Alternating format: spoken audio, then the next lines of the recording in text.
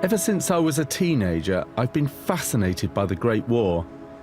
It's become a passion of mine, and I've spent many hours looking to the stories of the fallen and their bravery. During the course of my research, I came across this photograph album, and looking through, I saw this picture of a beautifully crafted cross, clearly made by soldiers for their fallen officer, a man called Captain Hugh Russell Wilson.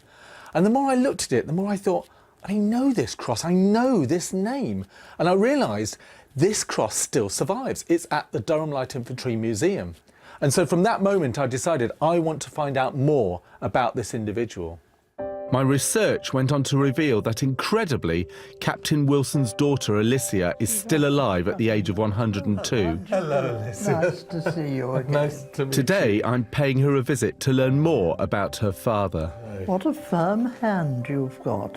I also want to show her that photograph of the cross on his grave, taken back in the 1920s. I didn't realise there were such different ones. I'm sure he would like it, Father would have liked it. Alicia tells me that on the 11th of September 1916, one man from her father's company was to be selected to lead a reconnaissance patrol into no man's land. In order to choose who it should be, they drew lots, and Father got the short tape. And so, of course, without a thought, went straight up onto the top of the trench and was shot through the heart. A year earlier, Captain Wilson had been awarded the Military Cross for an act of bravery, and in death he was also honoured by the soldiers he'd led into battle. His men said, we're not going to leave his body just lying about. It was buried properly, and the wooden cross they made and painted and put his name and date on, that it was done with love in their hearts. Some small comfort perhaps for Alicia, who'd had her father taken from her at such a young age. We didn't talk at home a great deal about Father because it was such a sad subject. But occasionally Mother used to shake herself and say, oh, you're just like your father. And I loved that. I'd seen other girls with their fathers, and I would have loved to have had a father too. Her last and most vivid memory of her father is of the day she made the trip to his final resting place in 1926. I knew I ought to go, but I was against it within my heart in a way, because I knew it was going to tear me apart. Alicia recalls being full of emotion on the day of the trip.